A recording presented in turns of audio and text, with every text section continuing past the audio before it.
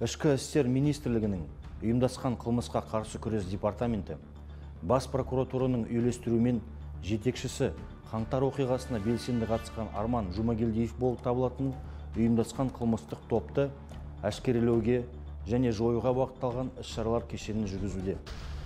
Ұйымдасқан қылмыстық топтың жетекшісі мен негізгі қатысушылары қамауға алынғанына қарамастан, оның басқа мүшелері адвокаттардың қызметтерін қаржыландыра отырып, құқыққа қарсы қызметпен айналысуын жалғастыруда.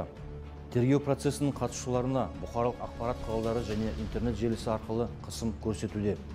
Әзірленген жоспарға сәйкес, аталған топтың қылмыстық әрекетінің жолын кесу 3 кезеңде жүргізілді. Бірінші кезең халықаралық іздеуде жүрген қылмыстық ортада Нойс деген лақап атымен белгілі Жұмагелдиевтің оң қолы басқаратын ұйымдасқан қылмыстық топтың негізгі криминалдық буын жоюға бағытталды.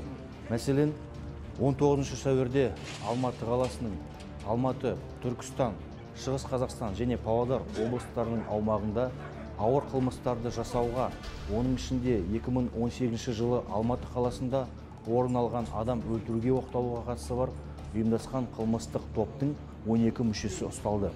Екінші кезеңде криминалдық ортада Карась лақап атымен белгілі Дике Арманның тағы бір көмекшісі бақылайтын ұйымдасқан қылмыстық топты қаржыландыру арнасы жойылды.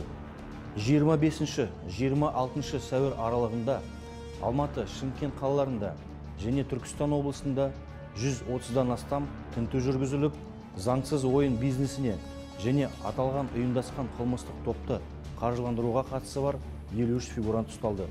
Осы жедел тергеу іс-шараларының нәтижесінде ұйымдасқан қылмыстық топ құрғаны және оны басқарғаны үшін Қылмыстық кодекстің 262 бабы бойынша 2 қылмыстық іс тіркелді.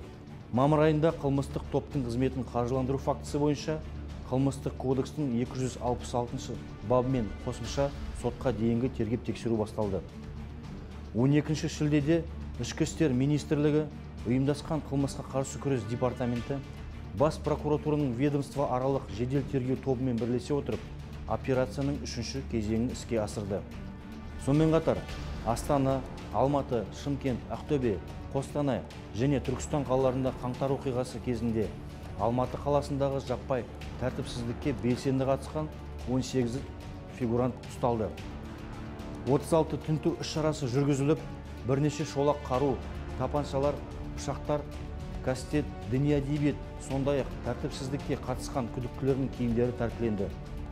Осы бағыттағы жедел іс-шаралар жалғасуда. Өзге мәліметтер тергеу мүддесінде жариялауға жатпайды.